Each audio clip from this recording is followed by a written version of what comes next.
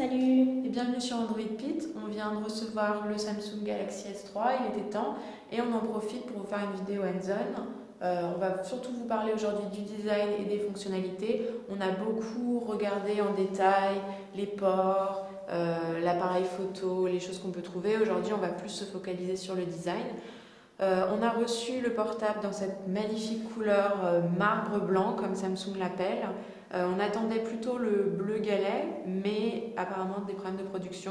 Il faudra attendre un petit peu pour le bleu. Bon, le blanc, t'en penses quoi toi, Leïla? Moi, je trouve ça plutôt bof. Voilà, pareil. Mais bon, pas non plus affreux. Si. Si, peut-être affreux. On vous laissera juger. Samsung nous proposait un portable Design for Humans, destiné aux humains. Je vous le confirme, c'est bien le cas. Le portable s'adresse bien à des consommateurs humains. On va maintenant vous parler des dimensions.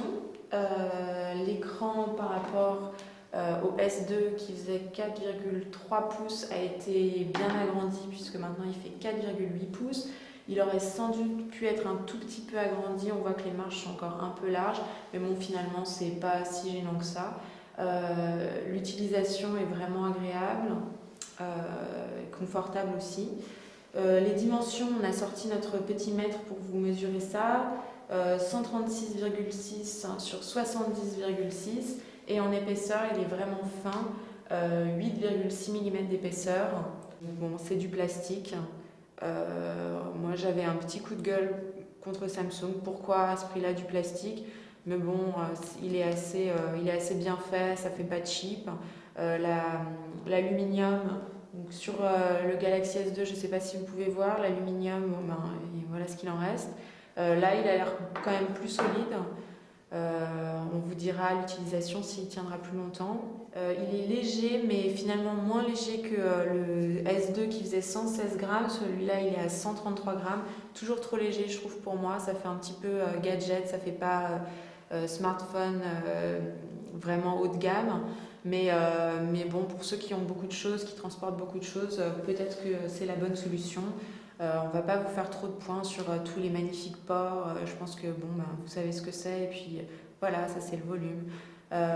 Mais bon, on va plutôt vous parler des fonctionnalités, ce qui est quand même plus intéressant. Voilà, pour le design, Samsung nous parlait de galets.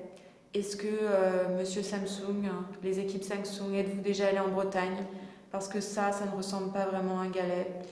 Mais bon, on va vous l'accorder. Quant à une feuille, on a évoqué la forme d'une feuille.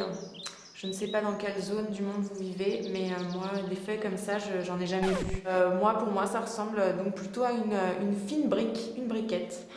Voilà. Mais on va maintenant vous parler des fonctionnalités et voir si ce téléphone, comme nous disait Samsung, nous écoute et nous comprend. Petite touche agréable, on essaye de nous mettre des petits sons de nature, donc vous voulez déverrouiller votre portable, vous entendez ça. C'est assez agréable le matin, vous vous réveillez. Vous pouvez le changer, il y a des sons de branches, des sons de vagues qui explosent dans la mer, comme ça c'est assez agréable. Donc le Galaxy S3 fonctionne sous Ice Cream Sandwich, ça fonctionne assez bien. Ice Cream Sandwich, je pense qu'il n'y a pas besoin de le répéter, c'est la version d'Android vraiment qui est la meilleure. Samsung a rajouté sa surcouche TouchWiz, qui, ma foi, on aime ou on n'aime pas, moi j'aime plutôt bien. Voilà, le portable fonctionne hyper rapidement. Vous avez toujours un seul bouton physique et les deux touches sur le côté, la touche de retour, la touche de menu. Voilà, si on fait un tour parmi les applications, on a les traditionnels S-Memo. Alors, est-ce qu'on a besoin de vous montrer le S-Memo? Oui, parce que le S-Memo, Samsung a ajouté un truc qui est quand même assez fabuleux. Vous pouvez maintenant donc, faire votre mémo, genre vous pouvez dessiner. Donc si comme moi vous êtes un artiste dans l'âme, c'est assez sympa. Genre vous envoyez des petits mémos voilà, à vos collègues, c'est quand même sympa. Enregistrer. Voilà, bon, vous avez le texte comme d'habitude.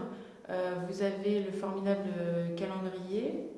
Voilà, avec des petits onglets pour vous organiser, vous voyez sur l'année, notez vos rendez-vous chez le médecin, tout ça. Bon, alors là, je vous fais peut-être pas besoin de voir jusqu'en juillet. Vous avez le S Suggest qui vous suggère des applications, ce qui manque un peu sur Google Play. Donc là, si ça se bien se charger, oui, ça se charge. Voilà, vous avez, bon, alors ça reste du classique. Puis vous avez des trucs genre Spring Fever, qu'est-ce que c'est? Ouais, du golf. Ça doit être la saison du golf en ce moment. Voilà, qu'est-ce que vous avez d'autre? Vous avez plein de choses, ma foi, mais on va vous en parler un petit peu plus. Vous avez le Ice Voice qu'on va essayer de vous détailler un petit peu. Sinon, vous avez l'appareil photo. 8 mégapixels, c'est la même chose que le Galaxy S2, mais finalement, il est beaucoup plus performant. Je vous montre pourquoi. Alors, qu'est-ce qu'on a? Bon, là, vous avez les options. On va peut-être pas toutes vous les dire. Il y a quand même un mode autofocus qui fonctionne plutôt bien. Vous avez le classique retardateur.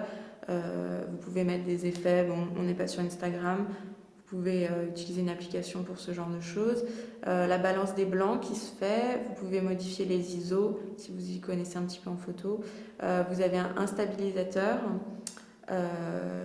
Voilà. L'autofocus que vous retrouvez ici. Si vous êtes en mode macro, ce qui vous permet de zoomer sur un élément en particulier et d'avoir des zones de flou, c'est possible maintenant. Voilà, la détection du portrait, ça c'est une nouvelle fonctionnalité Samsung. Ici, la lampe, effectivement, c'est pas. Je ne sais pas si comme Samsung est dessiné pour les humains, peut-être que la lampe, ce serait un peu trop abstrait pour lui. Vous avez différents modes ici de capture. Donc le cliché unique, le rafale. Après, vous avez le mode sourire qui me fait toujours bien rigoler. Le mode beauté. Alors, qu'est-ce que le mode beauté? Samsung, il faudra m'expliquer, on le testera peut-être un autre jour. Le mode panorama que j'aime beaucoup, vous appuyez sur un bouton, voilà, et hop, vous vous déplacez et puis ça fait un panorama, c'est vraiment génial. C'est top, on s'amuse. Voilà, il crée, il est heureux. Qu'est-ce qu'on a d'autre? Cartoon, bon, ça on peut s'en passer. Et surtout le mode partage, pour partager vos photos avec vos amis. Alors est-ce que c'est bien ou est-ce que ça fait flipper? Samsung reconnaît donc vos amis dans vos photos pour envoyer directement le cliché. Voilà, on vous laisse décider par vous-même. Alors, Leïla, peux-tu te placer pour tout de suite essayer le mode photo? On va se mettre en mode beauté parce que vraiment ça m'interpelle. Voilà, Leïla se place, donc vous voyez Samsung détecte le visage, c'est fou, il détecte le sourire peut-être aussi. On essaie de prendre une photo. Voilà, est-ce qu'on essaye avec autre chose? Qualité excellente, ouais. Done to Leïla, on est bon. Qu'est-ce qu'on peut essayer? La valeur d'exposition? Non, vas-y, on va pas essayer ça. On va peut-être essayer le mode sourire, voir. Est-ce que ça marche? Écoute, le mode sourire, peut-être qu'on n'a pas compris comment ça marche. Attends. Ouais, Samsung a reconnu que tu rigolais. On va tester le mode rafale. Ah oui, c'est ça, le mode rafale qui vous permet donc de choisir la meilleure prise. Est-ce que... non, meilleure prise. Ah non. Écoute, je sais pas, faut que j'appuie plein de fois. Voilà, ça fait peur un petit peu. Alors, je peux carrément sur toute la photo. Je sais pas. Alors, meilleure photo. Putain, c'est top, ça marche vraiment. Ok. Écoute, Samsung a choisi pour toi la meilleure photo. Elle est atroce. Merci Samsung, merci beaucoup. Et maintenant, on va vous montrer le S-Voice, qui est le nouvel assistant vocal de Samsung, un petit peu légèrement copié sur Siri de Apple. Alors, est-ce que ça marche? Que souhaitez-vous faire? Qu'est-ce que je souhaite faire? Je souhaite te poser une question. Donc, vous appuyez sur le petit micro et posez une question telle que « Quel temps fait-il »